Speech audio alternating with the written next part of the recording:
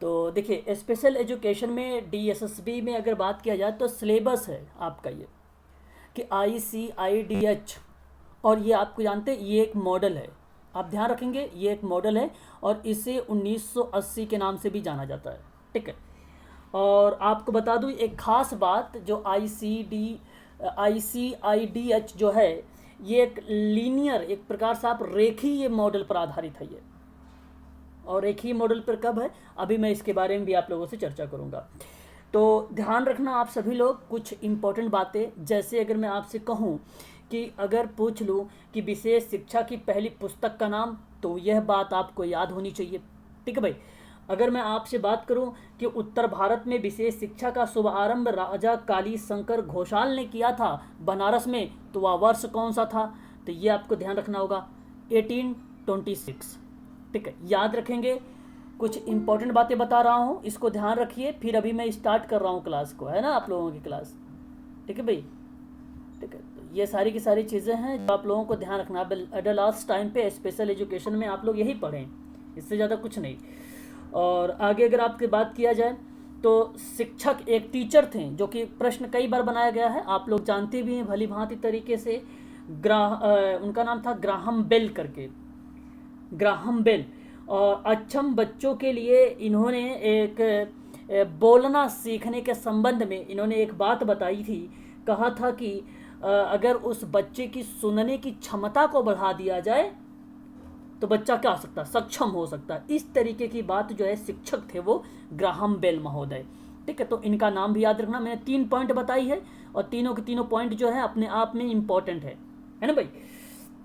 आगे अगर मैं बात करूं तो एक है आपका दृष्टि अक्षम का प्रथम विद्यालय, दृष्टि बाधितों के लिए प्रथम विद्यालय। तो आपको तो पता ही है, ये सारी चीज़ें आप सभी लोग जानते हैं, पेरिस में 1784 में, तो ये तो आपको पता ही है, ये भी चीज़ आपको पता होना चाहिए अच्छे तरीके से।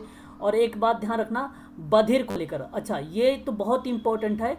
अगर आपसे पूछे बधिर अंध बच्चों के लिए पहला स्कूल कहाँ पर खोला गया और कब खोला गया, तो आप याद रखेंगे 1886 मुंबई। ये अपने आप में इम्पोर्टेंट पॉइंट है, इसे भी आप लोग ध्यान रखेंगे। ठीक है भाई, बधिर जो है बधिर अंधता की बात मैं कर रहा हूँ। आगे अगर मैं एक पॉइंट की बात करूं तो इसे भी आप नोट करिएगा अपने कॉपी पर और लिखिएगा भी, समझिएगा भी कि श्रवण बाधित अक्षमों के लिए, जो श्रवण बाधित अक्षम थे उनके लिए, उन बच्चों के लिए पहला औपचारिक विद्यालय जो खोला गया था, औपचारिक विद्यालय जो खोला गया था वो मुंबई में खोला गया था, और वो खोला गया था 1886 में। ये औपचारिक तरीके से था, मुंबई में ओपन किया गया था 1882 में मुंबई में। याद रखिएगा बधिर श्रवण बंद जो है श्रवण बाधित बच्चों के लिए है। बधिर अंध बच्चों के लिए पहला स्कूल जो था वो 1886 है, मुंबई वाला। ठीक है, इसे भी ध्यान रखेंगे। और उसी मुंबई में ही 1882 में ही, उससे पहले श्रवण बाधित बच्चों के लिए पहला एक औपचारिक तरीके से विद्यालय को ओपन किया गया था, तो ये भी आप ध्यान रखिएगा।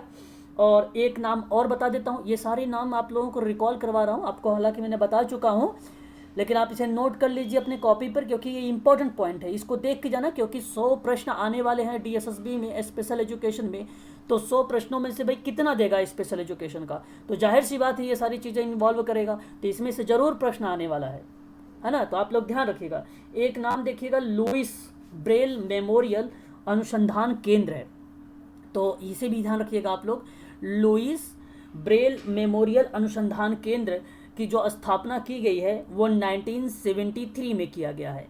ठीक है भाई, लुइस ब्रेल मेमोरियल अनुसंधान केंद्र की स्थापना 1973 में किया गया। एक नाम है श्रीमती निवासन का नाम, और ये काफ़ी बार एग्ज़ाम में पूछा भी जाता है। और ये अंधेरी मुंबई के एक नियमित विद्यालय में पहली बार इन्होंने सन 1954 में विशेष शिक्षा का प्रारंभ कर दिया था। विशेष शिक्षा यानी स्पेशल एजुकेशन प्रारंभ कब कर दिया था, 1954 में। किसने प्रारंभ किया था, तो आप याद रखना अंधेरी में मुंबई में श्रीमती निवासन ने किया था। किसने किया था, श्रीमती निवासन ने किया था, तो ये बात आपको ध्यान रखना है। ठीक है भाई, चलिए इतनी बात तो आप लोगों को समझ में आ गई होगी, मैं आशा भी कर रहा हूँ। कोई दिक्कत तो यहाँ तक नहीं हुआ होगा, बताइए। इतनी पॉइंट तो आप लोगों को पता हो गया होगा भाई, मैंने बता दिया कि विशेष शिक्षा में पहली पुस्तक का नाम बता दिया, फिर उसके बाद उत्तर भारत में विशेष शिक्षा का शुभारंभ किस बंदे ने किया, ठीक है, राजा काली घोष ने किया था, ठीक है भाई, घोषाल, ये भी आपको याद रखना है। और शिक्षक कौन थे ये भी आपको ध्यान रखना। सबसे पहले डिग्री किसने लिया है विशेष शिक्षा, अगर मैं बात करूँ आप लोगों से, इनमें से अगर डिग्री की भी बात किया जाए तो आपसे मिलता है ऑप्शन में ग्राहम बेल का भी नाम आ जाता है, और आपको नाम आ जाएगा लुइस ब्रेल का भी नाम आ जाएगा। तो आप क्या बताएंगे, किसका नाम बताएंगे, बताइए जरा, डिग्री किसने लिया सबसे पहले, कोई भी बताइए जरा मुझे। जो दो दो ऑप्शन में नहीं है सर, आपने जो दो ऑप्शन दिए सर। देखो अगर मैंने आपसे कहा जब डिग्री लेने की बात मैं करूं तो डिग्री लेने की बात में ये बात हो रही है कि बधिर अंधता बच्चों की बात कर रहा हूं, उनके लिए इन्होंने कॉलेज में डिग्री ली थी। तो एक नाम आता है ग्राहम बेल करके, एक नाम आता है लुइस ब्रेल करके, एक नाम आता है हेलन केलर करके, एक नाम आता है इटार से लेकर, बताइए जरा। Helen Keller sir option. हाँ, हेलन केलर आपका करेक्ट जवाब हो जाएगा। फिर यहाँ पे पहला बधिर अंधता विद्यार्थी जिसमें कॉलेज की डिग्री ली है, इसे आप ध्यान रखिएगा, ये भी एग्जाम में पूछा जा सकता है आप लोगों से, ठीक है। और एक साथ ही साथ एक बात और याद रखना, CSWB, ये बेसिकली यूजीसी में कई बार प्रश्न पूछा जाता है, यूजीसी वाले में ये कई बार प्रश्न आया है यूजीसी में CSWB के बारे में, कि सेंट्रल सोशल वेलफेयर बोर्ड करके है ये। और यहाँ पर अगर मैं बात करूँ आपसे तो ये श्रीमती दुर्गाबाई इसकी अध्यक्ष रही हैं सबसे पहले, और इन्होंने इसकी स्थापना की है 1953 में किया है। तो ये भी आपको ध्यान रखना होगा, 1953 में किया है इसका नाम, ठीक है। तो इतनी इंपॉर्टेंट पॉइंट है, इसे ध्यान। अच्छा, विशेष शिक्षा के जनक कौन कहे जाते हैं, विशेष शिक्षा के जनक, जी जीन मार्क, हाँ, जीन मार्क इटार्क, ये आप ध्यान रखेंगे, जीन मार्क इटार। तो इतनी बात तो आप लोगों को समझ में आ गई होगी कि ये विशेष शिक्षा के जनक कहे जाते हैं, जीन मार्क इटार्क। और ग्राहम बेल के बारे में भी जान गए आप लोगों ने, और आप लोगों ने हेलन केलर के बारे में भी जान लिया, आप लोगों ने लुइस के बारे में भी जान लिया, आप लोगों ने मुंबई में 2-3 जो विद्यालय की स्थापना की गई है बधिर को लेकर, बधिर अंध को लेकर, ये भी आपने देख लिया। दृष्टिबाधितों के लेकर सबसे पहला विद्यालय जो है पेरिस में 1784 में ओपन किया गया, ये भी आप लोगों ने देख लिया, ठीक है।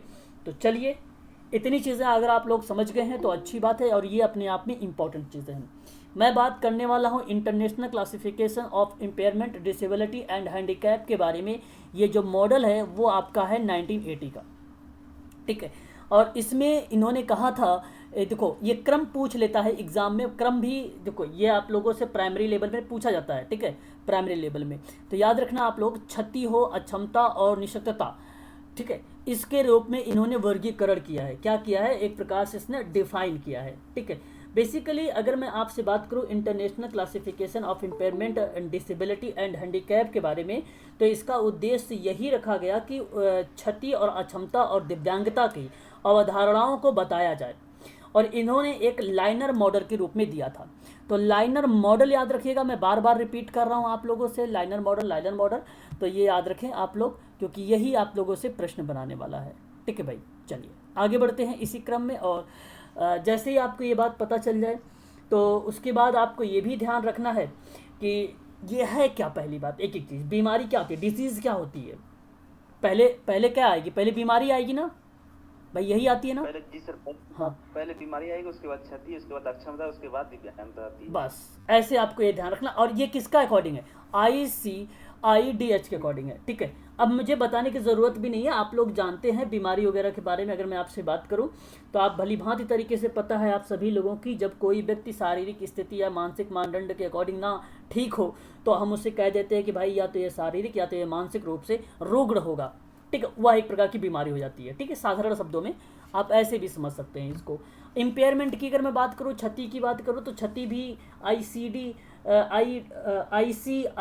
कहता है।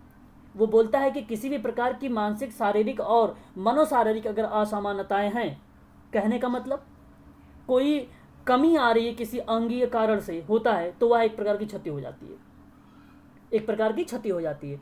एग्जाम्पल के तौर पे जैसे मैंने एक बार आप लोगों को बताया भी था कि दृष्टिबाधिता, देखने की त्रुटि बताती है क्षति। और क्षति का मतलब है व्यक्ति की बीमारी से नहीं, बल्कि वह कारक से संबंधित है, जहाँ पर व्यक्ति की शारीरिक या तो मानसिक क्रियाकलाप पर अपना प्रभाव डालने लगता है, उससे संबंधित है ये क्षति, ठीक है। तो आपको ये बात ध्यान रखनी होगी, ठीक है, चलिए अभी मैं आगे बात करता हूँ और इसके अकॉर्डिंग आप यहाँ पर देख सकते हैं, ये जो आप देख रहे हैं मेडिकल मॉडल के अकॉर्डिंग अगर मैं बात करूँ आप लोगों से, तो इस पर आधारित है मेडिकल मॉडल पर। और यहाँ पर आप देख रहे हैं रोग, क्षति, फिर अक्षमता, फिर निःशक्तता। तो इसे आप लोग ध्यान रखिएगा, ये भी थोड़ा सा इम्पोर्टेंट है, ये क्रम भी इम्पोर्टेंट है। क्रम हो सकता है आप लोगों से पूछा जाए इस बार एग्ज़ाम में, ठीक है। तो 1 नंबर आप इजीली कर लेंगे यहाँ से, है ना। चलिए आगे हम बात करते हैं। अच्छा, यहाँ पर अगर मैं बात करूँ आपसे, तो ये बीमारी वगैरह रोग के बारे में बताएगा और ये आप लोग जानते हैं अच्छे तरीके से, मुझे इस पर ज़्यादा चर्चा नहीं करनी चाहिए, है कि नहीं। आप लोग जानते हैं इसके बारे में, है ना। चलिए आगे हम बात करते हैं।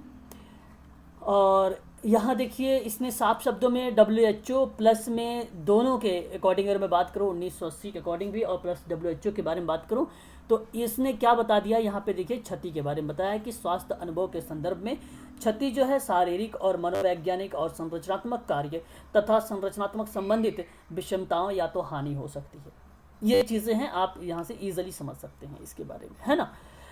चलिए आगे हम बात कर लेते हैं और नेक्स्ट पॉइंट ले लेते हैं यहाँ से, है ना। तो ये तो आप लोगों को पता है कि नहीं, पता है कि नहीं पता, बता दीजिए। अगर नहीं पता है तो मैं थोड़ा सा चर्चा कर भी दूंगा आप लोगों से क्षति वगैरह के बारे में, है ना। तो डिसेबिलिटी के बारे में बात कर लेते हैं, ठीक है। फिर तो स्वास्थ्य अनुभव के संदर्भ में अगर मैं बात करूं, तो व्यक्ति के लिए सामान्य माने जाने वाली क्रियाओं की श्रेणी में सामान्य रूप में या सामान्य रूप से गतिविधि प्रदर्शन करने की क्षमता में बाधा या तो कमी जो क्षति से उत्पन्न हुई है, उसे हम कहते हैं अक्षमता। उसको हम क्या बोल देते हैं, अक्षमता बोल देते हैं। साधारण शब्दों में अगर आप लोग कहें तो आप क्या बोलेंगे अक्षमता को, जैसे मान लीजिए मैंने दृष्टि बाधित के बारे में बता रहा था वहाँ ऊपर कि भाई किसी कारक को रिप्रेजेंट कर रहा था और उसमें शारीरिक या मनोशारीरिक या मानसिक क्रियाकलाप पर क्या हो रहा था, अपना प्रभाव डाल रहा था। अगर मैं आपसे यहाँ पे बात करूँ अक्षमता के बारे में, तो आप ये समझ लीजिए कि रेटिना की कमी के कारण अगर व्यक्ति को देखने की क्षमता में वहाँ पर जो है उसको एक प्रकार से क्षति कर दे और क्षति करके उस स्थान पर जो है आपका एक अक्षमता वाली प्रक्रिया आ जाए।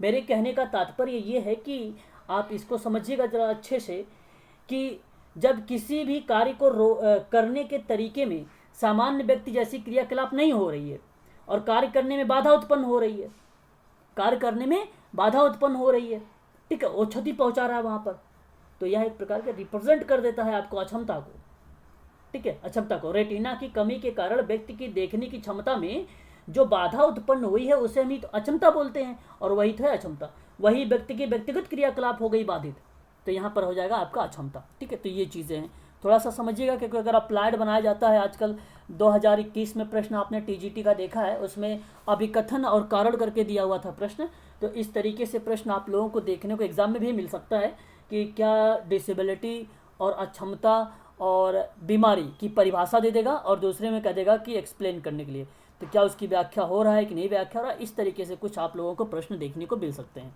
ठीक है। यहाँ पर आगे हम बात कर लेते हैं हैंडीकैप के बारे में। अब हैंडीकैप आप समझ रहे होंगे, निशक्त जिसको हम बोलते हैं दिव्यांगता।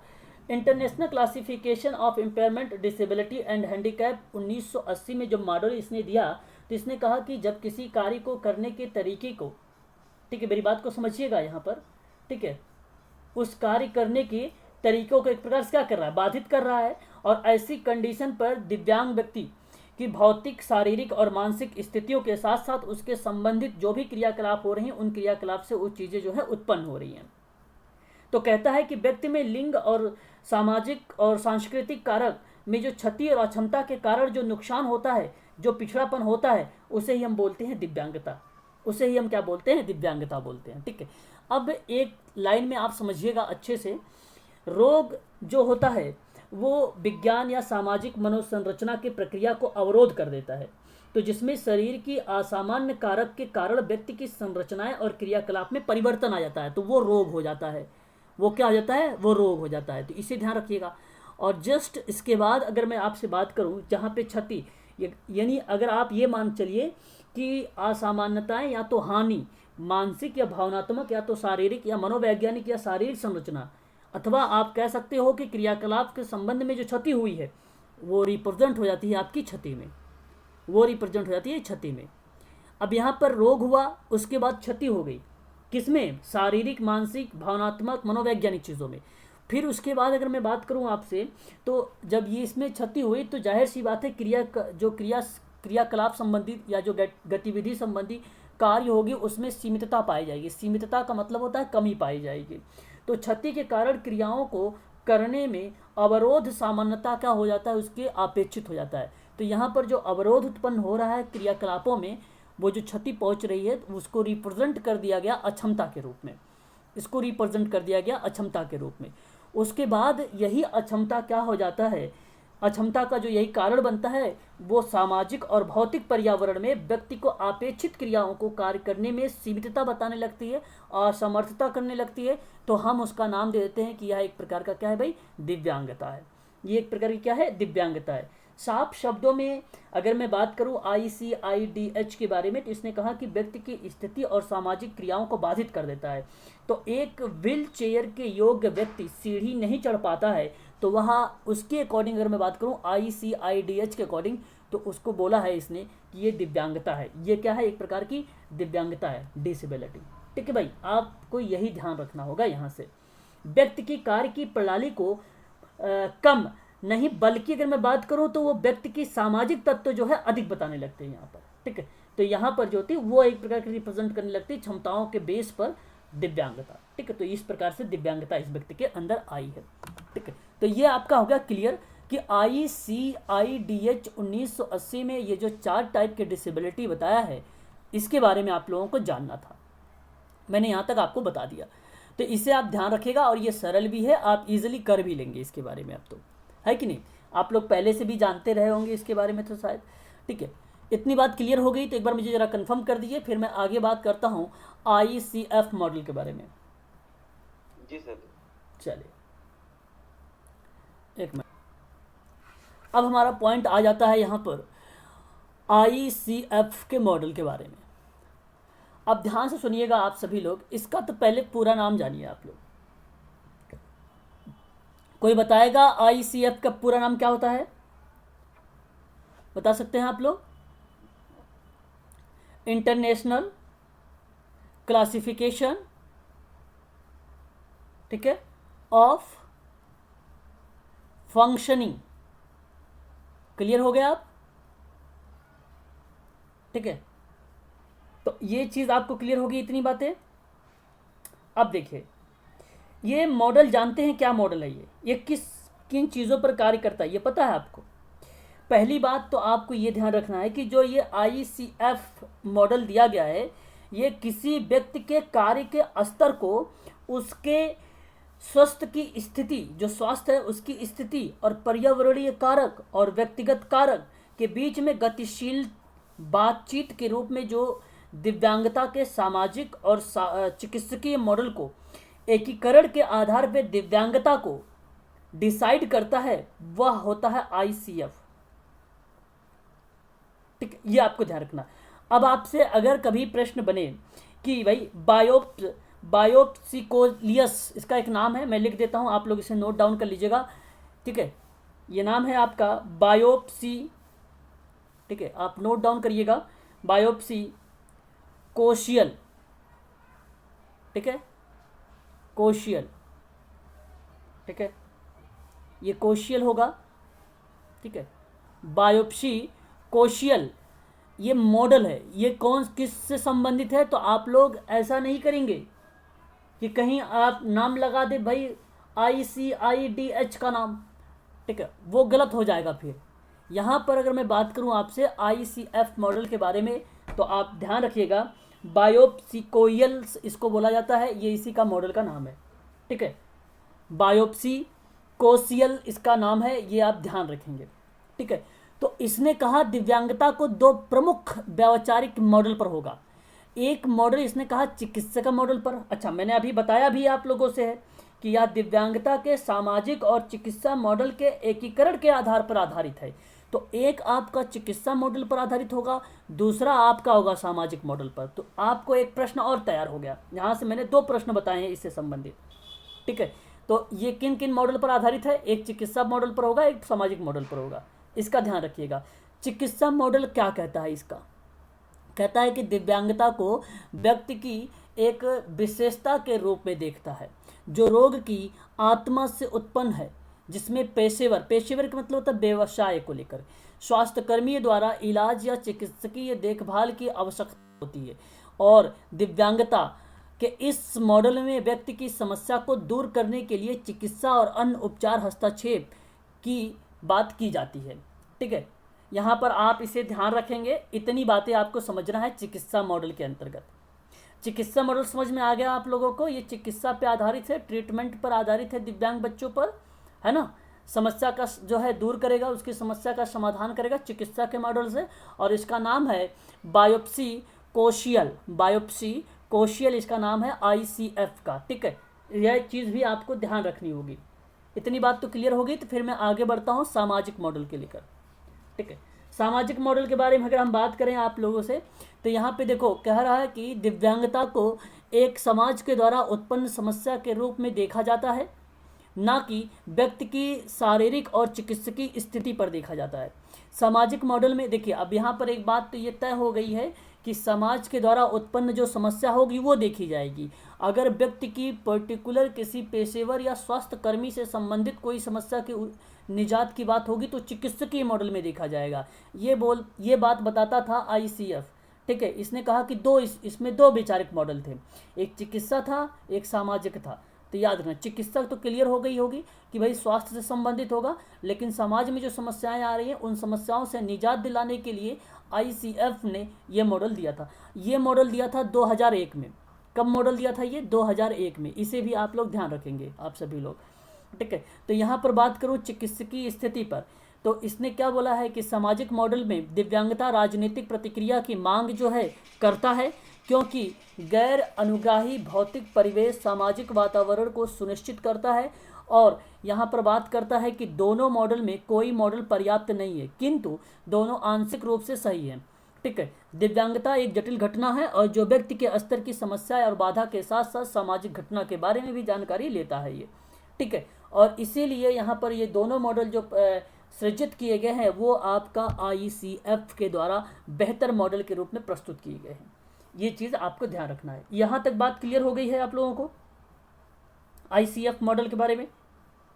तो चलिए आगे बढ़ते हैं फिर। ठीक है, ऐसे आपको समझना है, बाकी इसमें कुछ है नहीं। ठीक है भाई, इसमें कुछ भी नहीं है, आप लोगों को यही चीज़ समझनी है ICF में। ठीक है, आगे हम बात कर लेते हैं।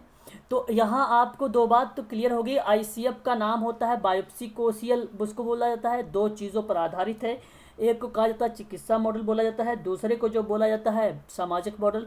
चिकित्सा में आपको साधारण शब्दों में पता भी चल जाता है कि भाई ये चिकित्सा से संबंधित है, स्वास्थ्य से संबंधित है, तो आप इजीली कर लेंगे। और फिर उसके बाद समस्या से सामाजिक मॉडल हो जाएगा आपका। ठीक है, तो स्वास्थ्य की स्थिति पे इसने कुछ मॉडल के रूप में भी प्रेजेंट किया था कि स्वास्थ्य के आधार पे किस तरीके से। जैसे स्वास्थ्य की स्थिति की अगर मैं बात करूँ आप लोगों से, तो एक आपका होगा शारीरिक और कार्य संबंधित शारीरिक संरचना को लेकर। तो इस तरीके की क्रियाविधि आती है जहाँ पर वो होता है आपका ICF।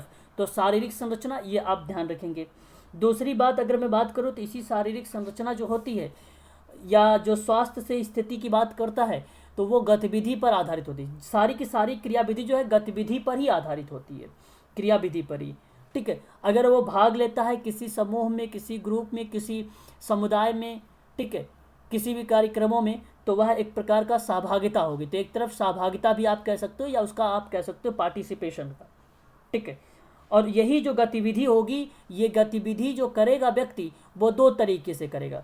एक तो आपका करेगा वातावरणीय कारक में, इसमें आपका रिप्रेजेंट होगा, और एक होगा व्यक्तिगत कारक में।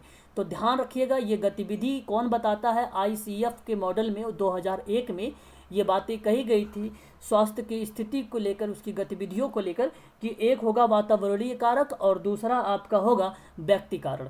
ठीक है, तो ये दो कारक भी होंगे इसी के अंतर्गत, तो इसे भी आपको ध्यान रखना होगा। तो मैं आशा करता हूँ कि आप लोग समझ गए होंगे ICF 2001 के मॉडल क्या बात बताता है।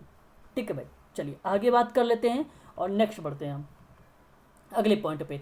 अच्छा, मैं अभी आप लोगों से देखो ये डायग्राम यहाँ पे ऑलरेडी बना हुआ है, मैं आपको यही समझाने की कोशिश कर रहा था कि स्वास्थ्य की स्थिति के बारे में बात होती है, फिर शरीर की जो संरचनाएं होती हैं उसकी चीज़ों को रिलेट करेगा, फिर एक्टिविटी, और यही एक्टिविटी के अंतर्गत जो कारक होंगे, एक वातावरणीय कारक के बारे में मैं बात कर रहा हूँ, वही वातावरणीय जिसको हम पर्यावरण बोलते हैं, और दूसरा मैंने आपको बताया था व्यक्तिगत कारक, ये चीज़ें, साथ ही साथ पार्टिसिपेशन की भी बात कर रहा था। तो यही जो चीज़ें हैं आपका स्वास्थ्य की स्थिति के अंतर्गत आपका आ जाता है, ठीक है। तो ये भी आपको ध्यान रखना होगा। बाय द वे पूछ ले आप लोगों से कि भाई आईसीएफ के अंतर्गत बताइए कौन सा संदर्भित कारक नहीं है, कौन सा कारक है, तो वो चीज़ें किस कारक के अंतर्गत या स्वास्थ्य की स्थिति के लेकर किस बंदे ने बात किया कि भागीदारी या शारीरिक कार्य जो संरचनाएं होंगी वो उसमें क्रियाविधि अहम होती है। क्रियाविधि का मतलब होता है एक प्रकार से क्रियाशीलता या एक्टिविटी, अहम भूमिका होती है। तो आप कहेंगे भाई यही है स्वास्थ्य की नीति, और ये किससे संबंधित है, आईसीएफ 2001 से संबंधित है। तो इतनी बातें इन्होंने कहा था, ठीक है। ये चीज़ें आप नीचे यहाँ पर देखेंगे तो आपको मिल भी जाएगा कि व्यक्तिगत स्तर पर क्या है, और संस्थान के स्तर पर क्या है, और समाज के स्तर पर क्या है, ठीक है। एक चार्ट के रूप में ये जो अगर मैं पॉइंट की बात कर रहा हूँ, ये पॉइंट भी उसी का है, आईसीएफ का ही है, आईसीएफ का ही पॉइंट है 2001 का। तो ये भी इम्पोर्टेंट है अपने आप में, आप लोग इसे भी थोड़ा सा ध्यान रखिएगा कि व्यक्ति की जो क्रियात्मक आकलन होगा वो व्यक्तिगत स्तर पर होता है। ध्यान से बात को समझिएगा। एग्जाम में आप लोगों से जो प्रश्न पढ़ने वाले हैं वो कहीं ना कहीं इन्हीं में से ऑप्शनों में से आने वाले हैं, तो इसलिए आप इसको अगर समझे रहेंगे तभी आप कर पाएंगे इसके बारे में। तो व्यक्ति की जो क्रियात्मक और आकलन की क्रियाविधि होती है वो व्यक्तिगत स्तर पर होती है, और व्यक्ति के जो उपचार की योजना होती है उसके वो भी एक प्रकार की व्यक्तिगत स्तर पर होगी। और हस्तक्षेप का मतलब होता है एक प्रकार से इंटरवेंशन। इंटरवेंशन का कहने का मतलब होता है कि किसी व्यक्ति की आप क्या कर रहे हैं, मिड डे का मतलब ये हुआ कि मील का पत्थर, जैसे मील का पत्थर होता है, मील का पत्थर का कहने का तात्पर्य ये हुआ कि जन्म से लेकर या गर्भ से लेकर आपने अभी तक वातावरणीय कारक के आधारित तक आपने क्या किया, पूरी जानकारी लिया है, पूरी डिटेल इन्फॉर्मेशन लिया है, तो वह हस्तक्षेप के अंतर्गत आ जाता है। कहने का मतलब ये हुआ कि 6 माह में बच्चा बैठ रहा था कि नहीं बैठ रहा था, यानी एक प्रकार से जो मील का पत्थर आप कह रहे हैं उसकी विकास कैसे कैसे हुआ, तो एक प्रकार से यह हस्तक्षेप उसी का पार्ट माना जाता है। फिर उसके बाद उपचार और आकलन कहते हैं। फिर उसके बाद मेडिकल प्रोफेशंस के मध्य से सटीक संप्रेषण स्थापित करना। तो ये सभी के सभी पॉइंट व्यक्तिगत स्तर को रिप्रेजेंट करेंगे, तो आप इसको ध्यान रखना है आप सभी लोगों को। संस्था के स्तर पे बात करेंगे तो शिक्षण प्रशिक्षण आ जाता है, संसाधन आ जाते हैं, और सेवा की गुणवत्ता सुधार आ जाती है, मूल्यांकन भी आ जाता है मैनेजमेंट का, और स्वास्थ्य सेवाएं भी आ जाती हैं। समाज के स्तर पर बात करें तो देखो अभी हमने 2 तरीके के बताए थे, तो ये जो व्यक्तिगत वाला है और संस्थानिक है ये आपका चिकित्सा के पॉइंट व्यू में आ जाएगा। लेकिन समाज का स्तर जो होगा ये पर्टिकुलर समाज के ही स्तर में रहेगा। तो इसमें सामाजिक न्याय संबंधित योजनाओं को पात्रता को निर्धारण करेगा, सामाजिक नीतियों का विकास करेगा, ये बातें आ जाती है। बस इतनी बात आपको यहाँ से ध्यान रखना है। चलिए आगे बढ़ते हैं इसी क्रम में अब हम लोग, ठीक है। यहाँ तक तो आप लोग समझ गए होंगे, ठीक। अभी मैं ये पीडीएफ आप लोगों को दे दूंगा, अभी ग्रुप में आपके पहुँच जाएगा ये पीडीएफ सारी की सारी, तो आप इजीली समझ जाएंगे, ठीक है। यहाँ पर देखिए लिखा भी है क्षति को किस तरीके से रिप्रेजेंट किया गया है। रेटिना की खराबी से कोई दृष्टि अक्षम हो जाता है तो उसे हम क्या बोलते हैं, क्षति बोलते हैं, ठीक है। तो ये क्षति हो जाएगी, और ये सभी की सभी बातें जो मैं बता रहा हूँ ICIDH के अकॉर्डिंग बात कर रहा हूँ, 1980 के मॉडल के अकॉर्डिंग, ठीक है। तो यहाँ से आप लोग एग्जाम्पल देखो, एक आपको मिलेगा लिखा हुआ, फिर उसके नीचे मिलेगा आप लोगों को एग्जाम्पल भी मिल जाएगा, है ना। मैं आगे बढ़ता हूँ और नेक्स्ट पॉइंट ले लेता हूँ, ठीक है भाई।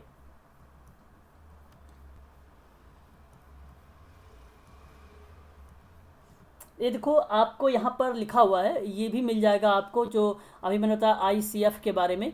तो शारीरिक कार्य बता रहा था, ये शारीरिक कार्य के अंतर्गत ये सारी चीज़ें आ जाएंगी। शारीरिक संरचना के बारे में ये आ जाएगा। सहभागिता के अंतर्गत ये आ जाएगी कि उसकी संप्रेषण में होनी चाहिए, गति में भी होनी चाहिए, सामान्य कार्य में भी होना चाहिए, अधिगम में भी होना चाहिए। फिर उसके बाद इसका वातावरणीय कारक में ये सारी चीज़ें आ जाएंगी, है ना। ये सारी की सारी चीज़ें आ जाएंगी। बाय द वे अगर शारीरिक संरचना के संबंध में पूछे तो तंत्रिका तंत्र की संरचना आपको पता होना चाहिए, आंख कान संबंधी संरचना ये भी सही होना चाहिए। और आपको ध्वनि और वाणी के संबंध में अगर कार्य के बारे में बात करें तो ध्वनि और वाणी से संबंधित संरचना ये भी आ जाएगी। कार्डियोवेस्कुलर, और अगर यहाँ पर बात करें हिमेटोलॉजिकल बोलते हैं इसको ना, है ना, यही बोलते हैं ना, हिमेटोलॉजिकल, ये भी होगा। और प्रतिरक्षण और श्वसन तंत्र के संबंध में ये जितनी संरचनाएं हैं ये सभी की सभी शारीरिक संरचनाओं के अंतर्गत आ जाएंगे, ठीक है। तो ये भी आपको ध्यान रखना है थोड़ा सा इसमें, ठीक है। बहुत सारी चीज़ें हैं, मिल जाएगी इस पीडीएफ में। हाँ, मैं आगे चल रहा हूँ, आगे बढ़ रहा हूँ, नेक्स्ट पॉइंट लेना चाहता हूँ, है ना।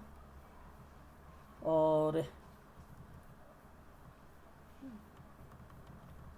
अभी तक बात समझ में आ रही है आप लोगों को? भाई जरा क्लियर कर दीजिए मुझे।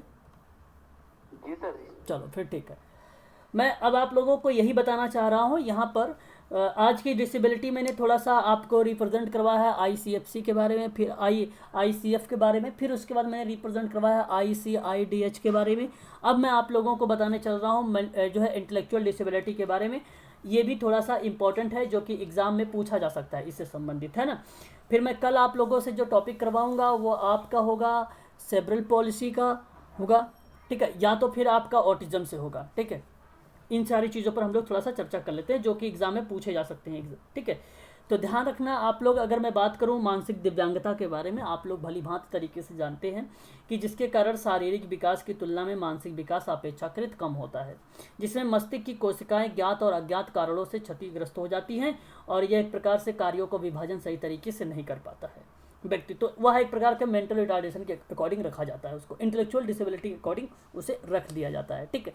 तो यहाँ पर अगर हम बात करें तो इन्होंने दो बंदों ने बात किया था। एक था American association on intellectual development जो है डिसेबिलिटी, ये 2010 में दी गई है, नवीनतम परिभाषा है। और आप इसे ध्यान से सुन लीजिए, एक बार समझ लीजिए कि ये क्या बात करता है इसके अकॉर्डिंग।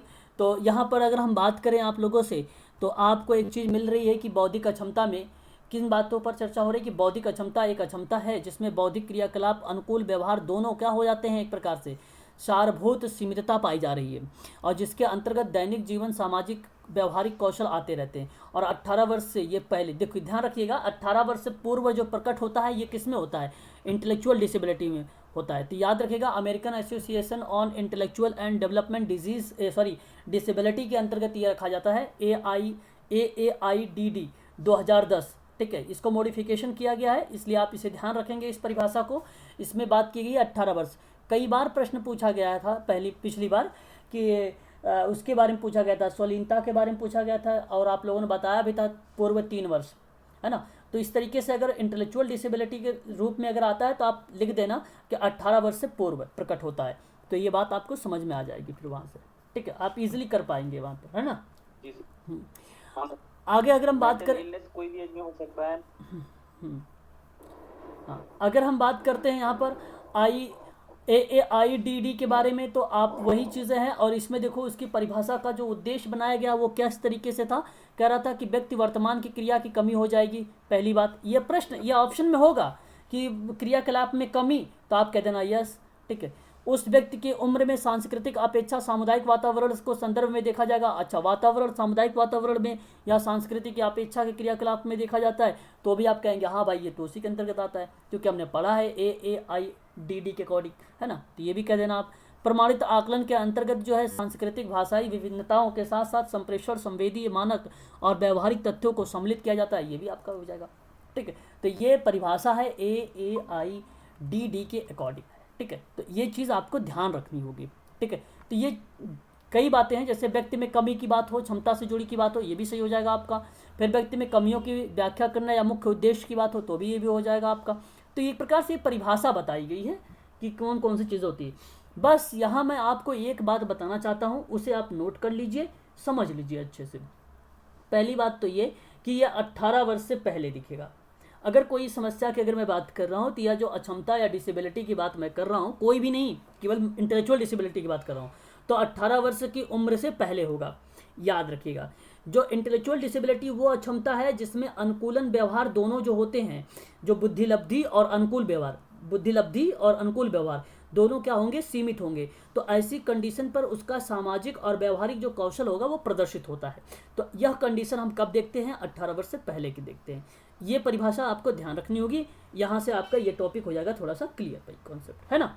चलिए आगे हम बात कर लेते हैं। हालांकि परिभाषा तो कई लोगों ने दिया है भाई, उसकी परिभाषा American association of mental retardation या जो वही जो आप इंटेलेक्चुअल डिसेबिलिटी एक्ट के बारे में बात करते हैं, अगर हम उसी में बात करें तो उसकी अलग अलग परिभाषा है।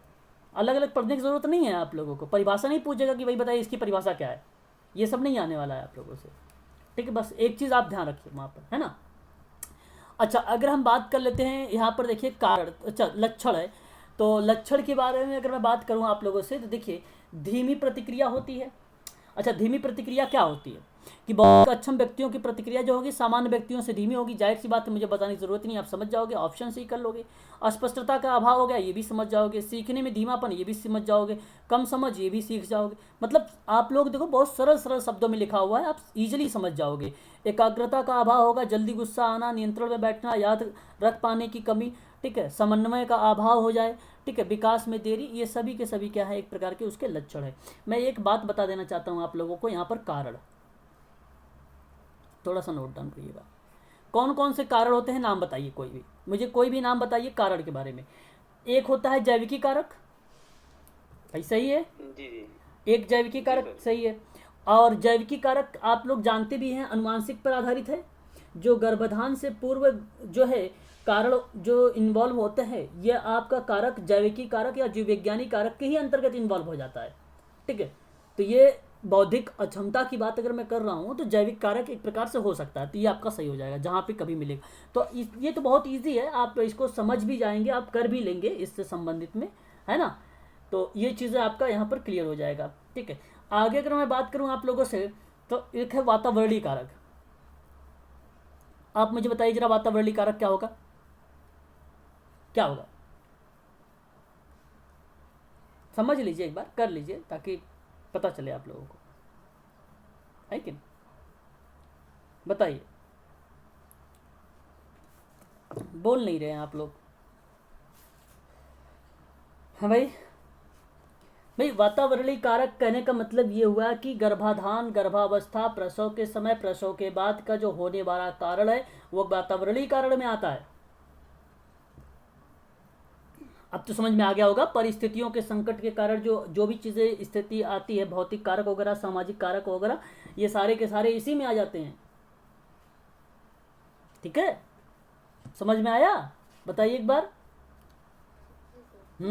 ये सभी के सभी इसी कारक के ही अंतर्गत आएंगे, वेरी गुड। तो आगे अगर हम बात करते हैं तो वातावरणीय कारक भी आपको क्लियर हो गया भाई, ये भी चीज़ें आप समझ गए भली भांति तरीके से। आगे अगर मैं आपसे एक और बात करूं तो उसमें आपको मनोवैज्ञानिक कारक, तो मनोवैज्ञानिक कारक हो सकता है, मतलब मनोवैज्ञानिक जो कारण है ये हो सकता है बौद्धिक अक्षमता, हाँ या मैं ना, हाँ या तो ना में जवाब दीजिए आप लोग, हो सकता है, तो फिर बिल्कुल ये भी कारण हो जाएगा। अच्छा, अगर मैं आपसे बात करूं न्यूरोलॉजिकल फैक्टर, न्यूरोलॉजिकल फैक्टर का नाम सुना है, न्यूरोलॉजिकल फैक्टर, तो हाँ, न्यूरोलॉजिकल फैक्टर भी आपका यहाँ अगर मैं बात करूं आप लोगों से, ठीक है, न्यूरोलॉजिकल फैक्टर के बारे में, तो ये भी आपका इसमें आ जाता है, ठीक है, न्यूरोलॉजिकल फैक्टर भी, जिसको आप बोलते हैं स्नायु कारक के रूप में, स्नायु कारक के रूप में बोलते हैं, ठीक है। तो ये कारक भी आपका इसमें इन्वॉल्व हो जाएगा, इसे भी आप लोग ध्यान रखिएगा, इंपॉर्टेंट है ये। न्यूरोलॉजिकल कारक में अगर मैं बात करूं तो न्यूरोलॉजिकल विकार जो चिकित्सकीय रूप से उन विकारों के रूप में परिभाषित होता है जो मस्तिष्क के साथ साथ मानव शरीर की रीढ़ की हड्डी में भी पाया जा सकता है, नसों को भी प्रभावित कर सकता है। तो मस्तिष्क की रीढ़ की हड्डी या अन्य नसों की संरचना या जैविक, रासायनिक या विद्युत असामान्यता या लक्षण जो भी चीज़ें आपको दिखने को मिल रही, तो वो सभी के सभी न्यूरोलॉजिकल विकार में मिलते हैं, और न्यूरोलॉजिकल फैक्टर जो है एक प्रकार के यहाँ पे देखने को मिल सकता है, ठीक है। तो ये आपका सही हो जाएगा। आगे अगर मैं एक बात करूँ आप लोगों से, तो ये तो क्लियर हो गया। मेडिकल फैक्टर, क्या मेडिकल फैक्टर कर सकता है इफेक्ट, मेडिकल फैक्टर, देखो ये सारे मिलेंगे आप लोगों को ऑप्शन में कि मेडिकल फैक्टर रहेगा, ये भी फैक्टर रहेगा, ये भी फैक्टर रहेगा, आपको समझना पड़ेगा फिर वहाँ पर कि यार मैं तो न्यूरोलॉजिकल में है कि मेडिकल में, किस में है, ये समझना पड़ेगा आपको, है कि नहीं, बताइए जरा मेडिकल फैक्टर क्या है। बोलिए। मेडिकल भी हो सकता है सर, हो सकता है, हाँ बिल्कुल बिल्कुल बिल्कुल बिल्कुल, मेडिकल फैक्टर जो होगा ये बिल्कुल इन्वॉल्व हो सकता है इसमें, इसमें कोई दो राय नहीं है। अगर मैं आपसे बात करूं मेडिकल फैक्टर के अकॉर्डिंग, तो आप जानते हैं यह चिकित्सा कारक है। जैसे रोगी की स्थिति, रोग निदान, उपचार की टीम होती है, तो और उपचार के अंतर्गत जो है कुछ कैरिकुलम, कुछ योजना, कुछ पाठ्यक्रम वगैरह जैसे बनाए भी जाते हैं, ठीक है, ताकि हम प्लान से काम करें, एक क्रमबद्ध तरीके से काम करें। तो इसलिए जो चिकित्सा कारक है वो चिकित्सा कारक भी आपका इन्वॉल्व हो जाता है इसमें, ठीक है। तो ये भी आपका आ जाएगा, ये सही जवाब है आपका। आगे अगर मैं बात करूँ हेल्थ कंडीशन, और हेल्थ कंडीशन अभी आप देख रहे थे कुपोषण का प्रभाव वगैरह, है ना, तो हेल्थ कंडीशन भी आ जाता है वहाँ पर, है ना। क्लियर हो जाएगा। और आपको एक चीज़ बता दो, very very most important point, जैसे आपसे अगर पूछ ले कि भाई बताइए जरा प्री नेटल, तो प्री नेटल में कुछ नाम आते हैं, उसको थोड़ा सा नोट करिएगा, समझिएगा कॉपी पर अपने, ठीक है, लिखिएगा भी इसके साथ ही साथ।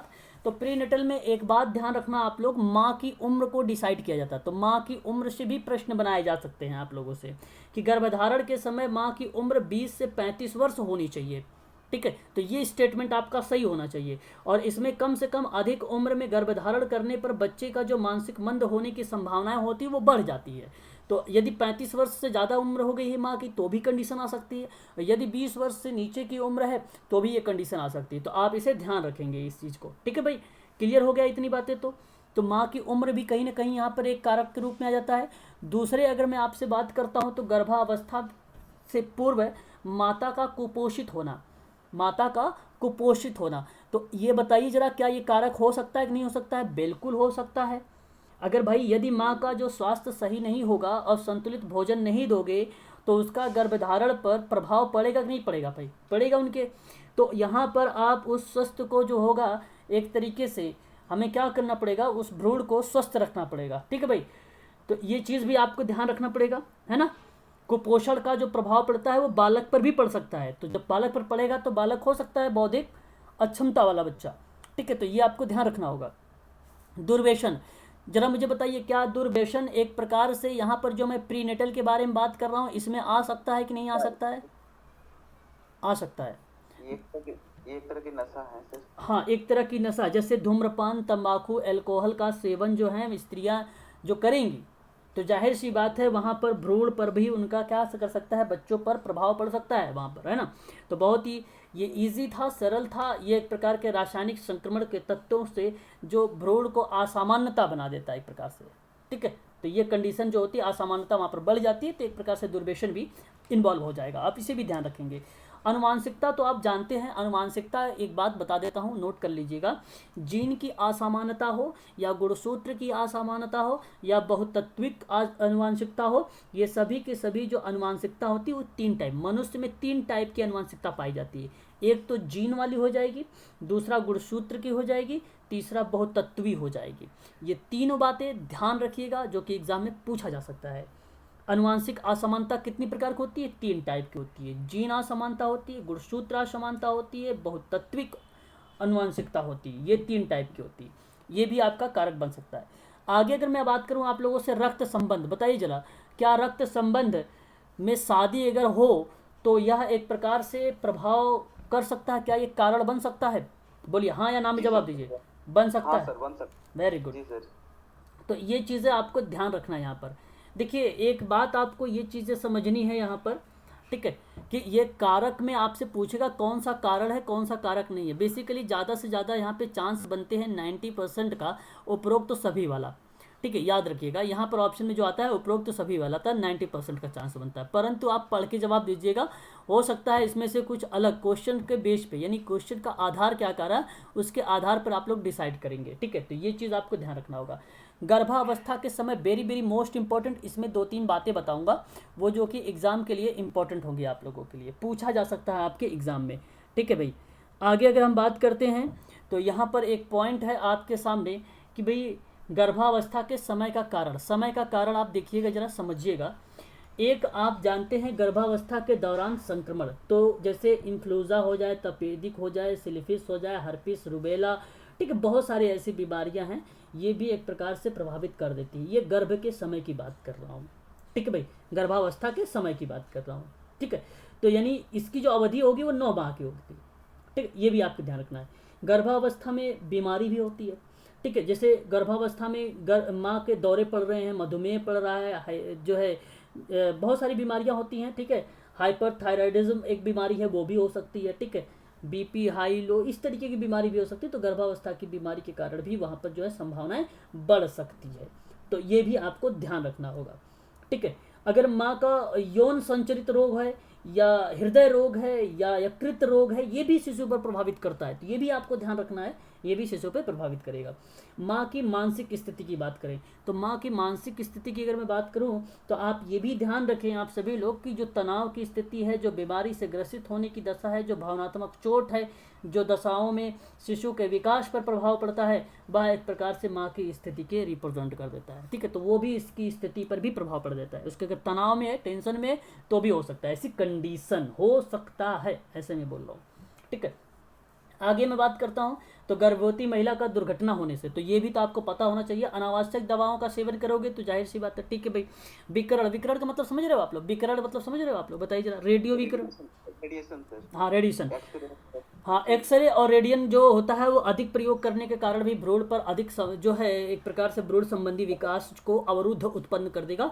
तो आप इसे ध्यान रखिएगा, विकर्ण का भी प्रभाव पड़ सकता है आपका। ठीक है, माता पिता के रक्त विभिन्नता अगर होती तो वो भी एक प्रकार से रीजंस यहाँ पर देखने को मिल सकता है। ठीक है, ये चीज़ें भी आपको समझना है। और गर्भपात का अगर प्रयास हो तो भी, अगर बार बार अगर गर्भधारण करने से बच्चा जो है एक प्रकार से यहाँ पर क्या हो सकता है, दिव्यांग भी हो सकता है, गर्भपात का प्रयास जो है।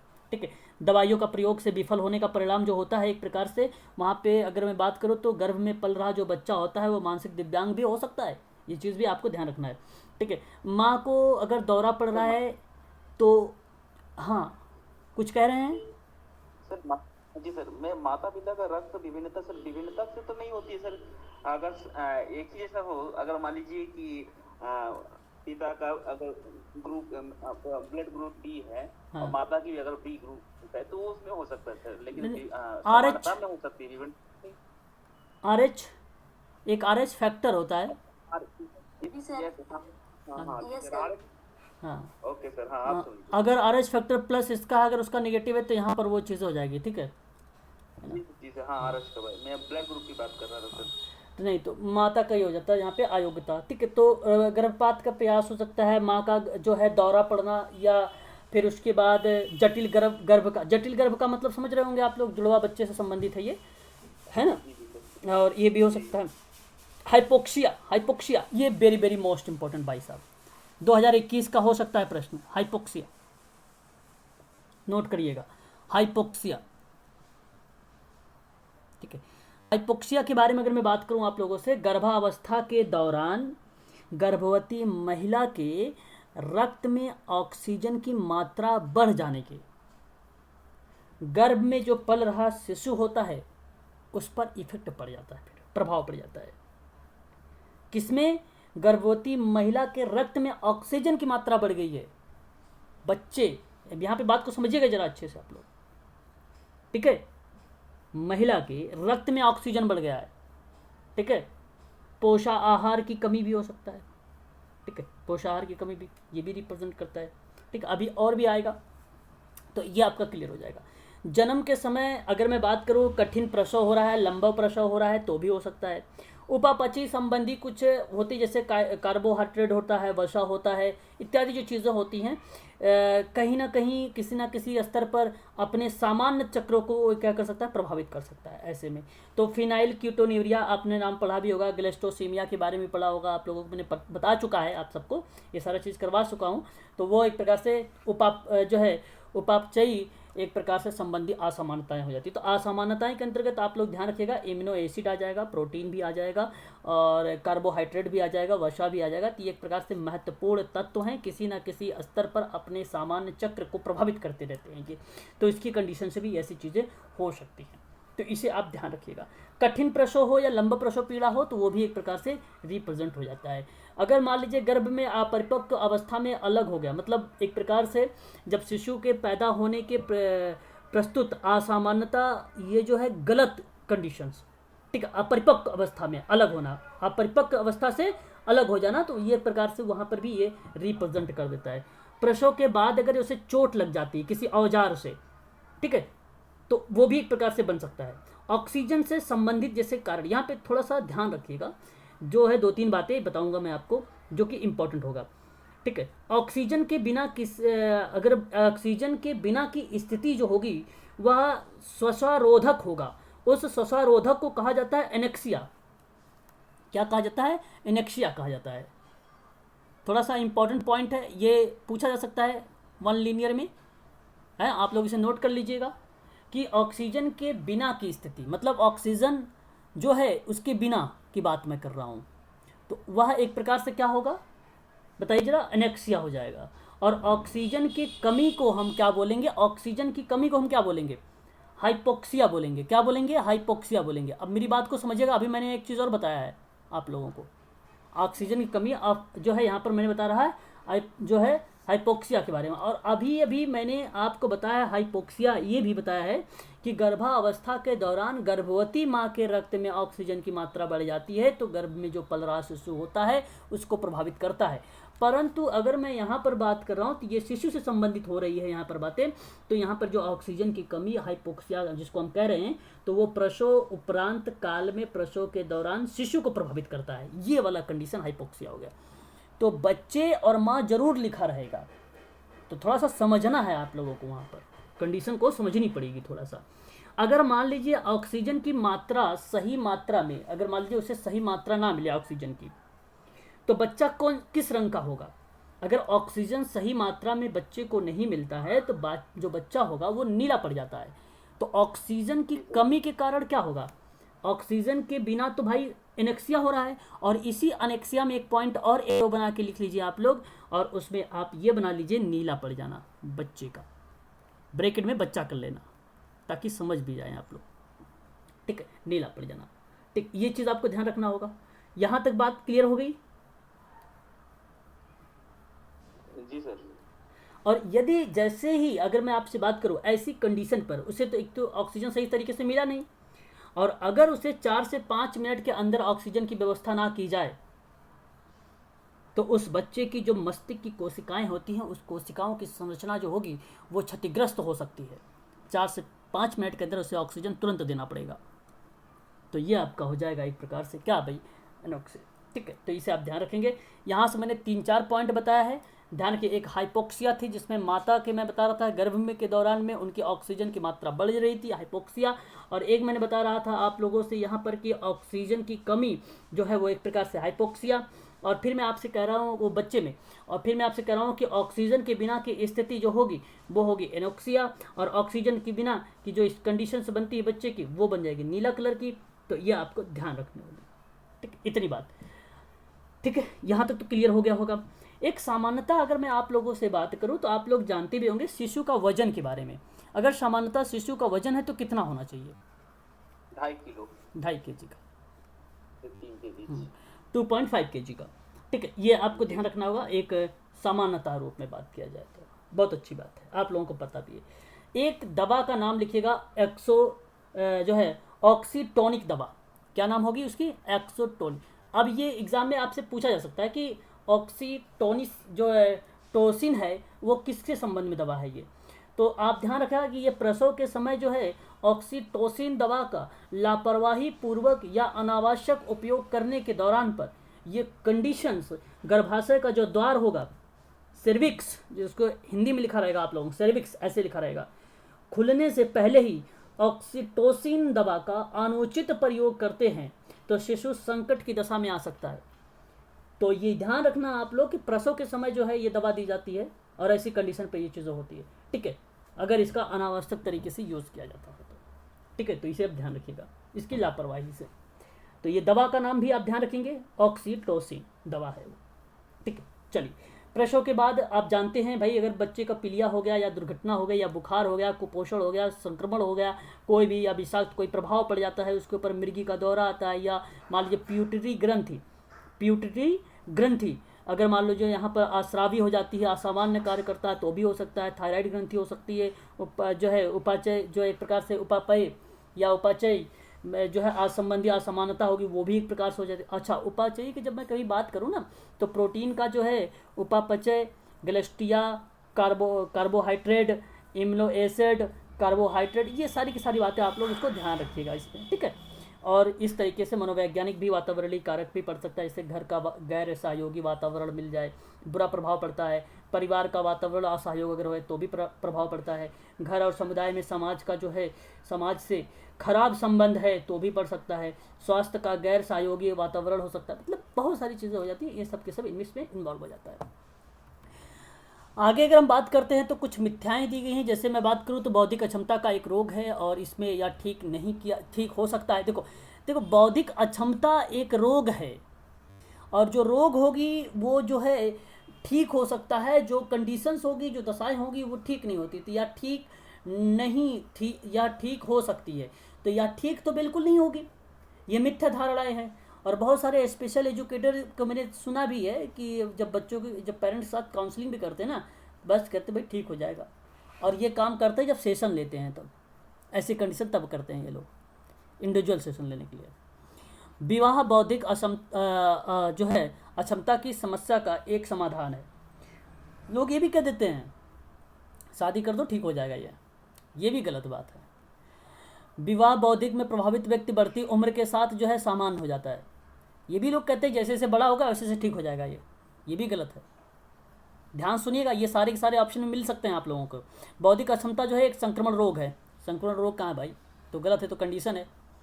बौद्धिक अक्षमता कर्म का फल है, बहुत लोग कहते नहीं है भाई ये तो कर्म का फल है, ये है वो है फलाना टिकाना, है ना, गलत है ये, है ना। अगर हम बात करें बौद्धिक अक्षमता व्यक्ति को कुछ नहीं सिखाया जा सकता है, लो ये सही लग रहा है आपको, गलत है। बौद्धिक अक्षमता मानसिक रोग का समान। अब देखो यहाँ पर सभी लोगों ने देख लिया होगा, सब के सब लोग समझ गए होंगे कि भाई ये तो सही बात कह रहा है। सही बात कहने का मतलब मिथ्या धारणाएं वाली बात मैं कह रहा हूँ, ऐसा नहीं कि ये सब कुछ सही बोल रहा है, तो सब कुछ गलत बोल रहा है, लेकिन मिथ्या धारणाएं यही है और ये सब आप लोग जानते हैं। और मिथ्या धारणाएं से भी प्रश्न बनाए जा सकते हैं, याद रखिए आप लोग, ठीक है भाई। यहाँ पर अगर मैं बात करूँ तो 0 से 18 वर्ष, ये तो पता है आपको, यह एक स्थिति है, बीमारी नहीं है, ये आप जानते हैं। बौद्धिक अक्षमता जो है बौद्धिक औसत, अच्छा ये तो परिभाषा में लिखा गया है कि औसत बुद्धि से कम है, ठीक है। प्रशिक्षण जो है व्यक्ति को दी जाती है, ठीक है। असामान्य व्यवहार प्रदर्शित करते हैं बच्चे, ये भी आप जानते हैं अच्छे तरीके से। और उसके बाद कहता है इसे ठीक नहीं किया जा सकता, ये भी जानते हैं। अगर मैं बात करूं मानसिक रोग के बारे में, तो आप जानते हैं एक बीमारी है, रोग है, इसे ठीक किया जा सकता है, ये भी जानते हैं आप लोग। ये जो बुद्धि मतलब इसे ठीक किया जा सकता है, ये जो मानसिक रोग से प्रभावित व्यक्ति है उसकी बुद्धि सामान्य से ज़्यादा भी हो सकती है और कम भी हो सकती है, ये भी आपको ठीक लग रहा है भाई, ये भी आप कर सकते हैं। आगे अगर मैं बात करूँ तो मानसिक रोग को प्रभावित व्यक्ति को प्रशिक्षित की अगर मैं बात करूँ तो यहाँ पे चिकित्सक के विशेष सहायता की आवश्यकता होती है, दिमाग को प्रभावित करने वाले कारण भी हो सकते हैं, ठीक है। ये भी सारी चीज़ें मतलब ये सब के सब जो है इन्वॉल्व यहाँ पर हो जाते हैं। अगर व्यापकता, अगर आपसे पूछे विस्तार दर देने के लिए कि भाई विस्तार दर कैसे निकाला जाता है, विस्तार दर कैसे निकाले जाते हैं, जनसंख्या मान ली किसी निर्धारण अगर जनसंख्या में विशेष समय अवधि दी जाए और ऐसे नए मामलों की संख्या में आप कैसे विस्तार दर को निकालेंगे, तो याद रखिएगा सबसे पहली बात ये इम्पोर्टेंट है, सूत्र पूछ लेगा कि निश्चित समय अवधि की विशिष्ट बीमारी के नए मामलों की संख्या होगी। मतलब यहाँ पर एक निश्चित समय अवधि होगी, उस निश्चित समय अवधि की बात करेगा, जो नए मामले आए हैं उसकी संख्या होगी इसमें टोटल। फिर संक्रमण दत्त जो संकटग्रस्त आबादी है, मतलब ये जितनी आबादी है उन सारी आबादियों में जितने भी लोग हैं जो संकटग्रस्त हैं उनकी टोटल संख्या होगी और इंटू 1000 होगा। कहीं कहीं 100 भी लिखा रहेगा, बच्चे कंफ्यूज हो सकते हैं यार ये 100 तो ना हो कहीं, नहीं ये 1000 वाला होगा, ये आप ध्यान रखेंगे इसका खास कर, ठीक है, व्यापकता दर का, ठीक है। तो मैं सीधा सीधा वही चीज़ें बात करूंगा जो इंपॉर्टेंट चीज़ें, जैसे यहाँ पर देखिए एक उदाहरण के तौर पे समझा दिया गया भी है कि मान लीजिए 1 लाख की आबादी है और 1 वर्ष में किसी जो है विशेष बीमारी जैसे स्वाइन फ्लू का ले लिया तो 200 नए मामले आए हैं सामने। अब मान लीजिए आपके सामने कोरोना ले लिया, कोविड-19 का, ठीक है, ऐसे ले लेता है कोविड-19 का, और 210 मामले नए सामने आए हैं, तो बीमारी का विस्तार बताइए। तो ऐसी कंडीशन पर आप क्या करेंगे, जो बीमारी का नया मामला आया होगा कोविड-19 का उसको आप ऊपर लिख लेना, ठीक है। और फिर उसके बाद आप क्या कर लेना, इसके जो आबादी की जनसंख्या होगी, आबादी की कुल टोटल जनसंख्या भी दी रहेगी उसमें कि भाई इतनी जनसंख्या है उसके, इतने 14 लाख 15 लाख ऐसे जो है प्रभावित हुए हैं इंडिया में, ऐसे करके बच दे सकता है आप लोगों से। तो आप उसको नीचे लिख लेना, मल्टीप्लाई 100 कर देना, जो आएगा वो आपका प्रति 1000 प्रति वर्ष के रूप में आ जाएगा, ठीक है। तो आप ऐसे कर लेना यहाँ से, ठीक है। तो ये आपका हो जाएगा विस्तार दर। व्यापकता दर की बात करें तो व्यापकता दर में कुल आबादी, बट यहाँ पर कंडीशन चेंज होगी, वो आपका हो जाएगा 1000 के बजाय आपकी हो जाएगी 100। तो ये व्यापकता दर की कंडीशन और जो है विस्तार दर, ये दोनों के दोनों थोड़ा सा आप लोग ध्यान रखिएगा, ठीक है, इनकी जो है एक प्रकार से फार्मूले को। बाकी तो आपको पता ही होगा कि IQ का फार्मूला क्या है ना, ये तो चीज़ आप जानते ही होंगे, ठीक है। चलिए यहाँ तक तो आपको ये बात क्लियर हो गई होगी, आप लोग जान गए होंगे और समझ भी गए होंगे। थोड़ा सा मैं बात करूँगा कुछ इंपॉर्टेंट बातों को और भी, फिर उसके बाद क्लास आपकी ऑफ कर दूंगा। जैसे अगर मैं बात करूँ 1661 में रोमन शासक, ठीक है, तो जो एक नेत्रहीन दार्शनिक सिद्धांतवादी थे, ये प्रश्न नहीं पूछा जा सकता है, इसको आप हटा दीजिए। वर्णमाला के बड़े अक्षर में जो है ब्लैक लेटर से अल्फ़ाबेट बनाने की योजना बनाई गई, और हार्स डर्फर के दृष्टिहीनों के मोम के एक टैबलेट्स के द्वारा लिखना सिखाने की योजना बनाई गई थी। अगर आपसे पूछे कि भाई यहाँ से कि दृष्टिहीनों को मोम के टैबलेटर्स के द्वारा लिखना सिखाने की बात की जो योजना बनाई गई थी, ये किसके द्वारा बनाई गई है, तो ये आपको थोड़ा सा ध्यान रखना है, हार्स डार्फर का नाम आएगा, तो ये आपको ध्यान रखना है, ठीक है। चार्ल्स मिकेल का नाम अगर मैं बात करूं आप लोगों से, तो इन्होंने भी एक 1755 में श्रवण बाधित लोगों के बच्चों के लिए एक विद्यालय खोला था, बस 1755। किसके लिए? श्रवण अक्षम के लिए। किसके लिए? श्रवण अक्षम के लिए। बाकी आप जानते हैं बधिर अंध बच्चों के लिए पहला स्कूल 1986 है मुंबई, और श्रवण बाधित बच्चों के लिए पहला औपचारिक विद्यालय जो है मुंबई में 1882 में है, ये भी आप जानते हैं। एक चीज़ आप ये भी ध्यान रखें, श्रीमती निवासन का नाम अंधेरी मुंबई में एक नियमित विद्यालय की स्थापना की थी पहली बार, ये भी आप ध्यान रखेंगे। स्कॉटलैंड ये नहीं इंपॉर्टेंट है, इसको आप छोड़ दीजिए। अगर हम बात करते हैं सैमुअल हावे का, तो सैमुअल हावे के बारे में मैंने आप लोगों को बताया भी था। तो श्रवण अक्षम और शिक्षण का मौखिक विधि का नाम दिया था, तो याद रखिएगा, मैंने अभी आपको हाल ही में बताया था सैमुअल हावे का नाम, ठीक है। तो ये भी चीज़ आपका ध्यान रखिएगा, ये इंपॉर्टेंट हो गया। यूरोप में 1817 में थॉमस का नाम आता है, इन्होंने प्रथम विद्यालय खोला, तो ये अपने इंडिया से बाहर हैं, इनको हटा दीजिए, यूरोप से हैं तो ये नहीं आएंगे, है ना। आगे हम बात करते हैं, पेरिस का नाम आप लोगों ने सुना ही होगा, मैंने अभी भी आप लोगों से बताया भी है आप सबसे कि भाई पेरिस में क्या किया गया था, सबसे पहले प्रथम विद्यालय जो है स्थापना किया गया था दृष्ट अक्षम बच्चों के लिए, पहला विद्यालय, तो आप इसे ध्यान रख सकते हैं। नाम था वैलेंटाइन हैवे, ठीक है। तो यहाँ पे देखो जो ऐसे भी मिल जाएगा, तो आप ऐसा ना कहें कि सर वैलेंटाइन बताए थे, वैलेंटाइन तो कहीं मिल ही नहीं रहे हैं, ठीक है, तो यही हम जाएंगे आपका, ठीक है, वही सही है, ठीक है भाई। लुइस ब्रेल का नाम आप लोगों ने सुना होगा, जो है नेत्रहीन थे, आप जानते हैं। 4 जनवरी को इनको क्या मनाया जाता है भाई, जो है जन्म दिवस के रूप में मनाया जाता है ना, आप जानते हैं। और देखो यहाँ पर अगर मैं बात करूँ तो आप ध्यान रखें कि इसमें 3 नाम आते हैं, बहुत फेमस है। एक नाम आपको ध्यान रखना है यहाँ पर, पी नेल का नाम, और एक जीन मार्क इटार का नाम, और एक नाम है सेगविन का नाम। तो आपको मैं यहाँ पर बताऊँ तो इन तीनों नामों में से सबसे बेटर नाम, सबसे अच्छा नाम जीन मार्क इटार का है, उसे आप ध्यान रखिएगा। जीन मार्क इटार क्योंकि स्पेशल एजुकेशन के जो है ये दाता कहे गए, या आप कह सकते हो जनक कहे गए हैं, ये भी आप बोल सकते हो इन्हें। और ये फेमस रहे क्योंकि इन्होंने ही एक 11 से जो 12 वर्ष का बच्चा था, उसका क्या नाम था, उसका नाम क्या था भाई, 11 से जो विक्टर नाम था, वेरी गुड, उसका नाम विक्टर था। उस विक्टर पर इसने क्या किया था, बोलने और अक्षम का बच्चा था विकृति का, तो उसको क्या किया गया था, शिक्षण प्रशिक्षण देकर उसने क्या किया, एक प्रकार से समाज की मुख्य धारा से जोड़ा। तो इसलिए उसने कहा कि भाई पिछड़े जो वर्ग के बच्चे होंगे उनको भी हम इसको क्या कर सकते हैं, सिखा सकते हैं। तो इस तरीके की बातें आपको यहाँ से ध्यान रखनी होगी। बाकी आप इनका नाम जो है याद रखें। हालांकि मैं नाम बता देता हूँ यहाँ पर, पीनेल का नाम मैंने कल भी बताया था आप लोगों से 1794 के बारे में, अगर आप ध्यान रखना है तो रखिए, और अदरवाइज मुझे नहीं लगता कि ये इंपॉर्टेंट है, परंतु मैं बता देता हूँ आप लोगों को कि मानसिक अस्पतालों से मानसिक रोगियों को लोहे की जंजीर से मुक्त करने का जो आदेश दिया था, ये यही पिंगल का नाम ही है, यही पिंगल है, ठीक है। तो आप इसे याद रखेंगे, ठीक है भाई। तो इतनी चीज़ें तो आप लोगों को ध्यान ही रखना है, जो कि एग्ज़ाम के लिए भाई बहुत ही इंपॉर्टेंट है, ठीक है, बहुत ही इंपॉर्टेंट है, ये सारी की सारी पॉइंट है, ठीक है। चलिए आगे बढ़ते हैं इसी क्रम में। हम लोग अब यहाँ पर एक नाम देख रहे हैं सेगविन करके, इनके बारे में भी बता देता हूँ। तो जो सेगविन है, ये इनका नाम है एडवर्ड सेगविन। इनका जो है, इन्होंने मानसिक मंद बच्चों के लिए विशेष संवेदीय गामक अभ्यास और पाठ पढ़ाया था, उसके बारे में सिखाया।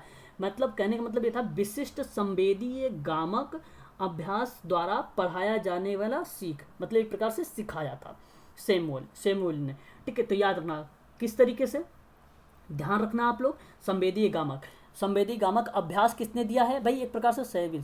संवेदी तो संवेदी से आ जाएगा सेल्विंग, ऐसे याद कर लीजिए। जीन मार्क इटार कह जाएंगे, ये जानते हैं आप लोग, 11 जो वर्ष का बच्चा होगा तुरंत समझ लेना, आपको क्लियर हो जाएगा।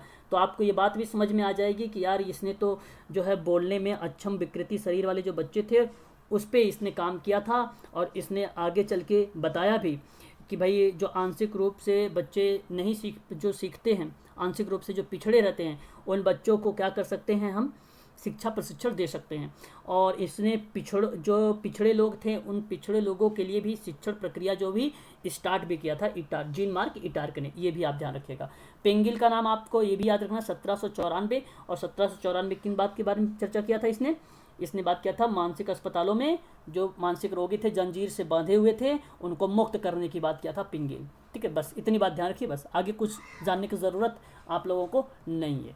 ठीक है भाई, आगे हम बात कर लेते हैं। यहाँ पर और भी कुछ इंपॉर्टेंट बातें अगर मिल जाती है तो हम देख लेते हैं उसमें, और अगर नहीं है तो फिर आगे बढ़ जाते हैं। और यहाँ पर तो कुछ मुझे इम्पोर्टेंट नहीं लग रहा है। ठीक है, आगे बढ़ते हैं।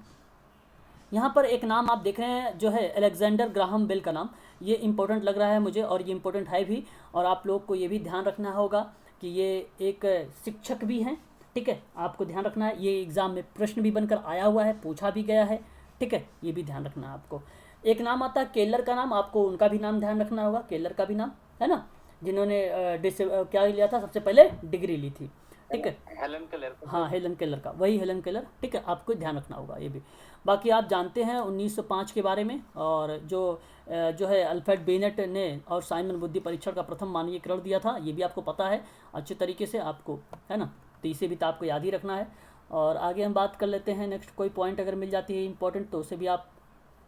विक्टर, देखो यहाँ पर वही नाम है जो यहाँ पर दिया गया है कि एवरॉन के जंगल में, कौन सा, एक एवरॉन का जंगल था, उस जंगल में विक्टर नामक जंगली बच्चे को देकर आया गया था। नाम तो विक्टर ने रखा वही है ना, जीन मार्क इटार्क ने नाम रखा है, वो उसका नाम विक्टर थोड़ी था। जीन मार्क इटार्क का एक बुक का नाम है वाइल्ड बॉय ऑफ एवरन। हाँ, तो वहाँ इजिली जंगली, हाँ हाँ, बुक के नाम था। आप बुक विक्टर था तो इसने रखा था नाम विक्टर, रखा इसी ने ना, विक्टर नाम इसी ने रखा है। उन्होंने एक बुक भी लिखा था सर जीन मार्क इटार्क ने, हाँ, उसका नाम था वाइल्ड बॉय ऑफ एवरन। अच्छा, वाइल्ड बॉय एवरॉन, हाँ, एवरन जंगल का नाम है, वाइल्ड का मतलब वो जंगल है ही है, और उसके वही जो किताब है, ये किताब उसी बच्चे पर ही आधारित है। ठीक है, जी हाँ, बस वही चीज़ है। चलिए, तो ये चीज़ें हो गई। अब यहाँ से जितनी चीज़ें थी आप लोगों को मैंने इम्पॉर्टेंट चीज़ें बता दिया है।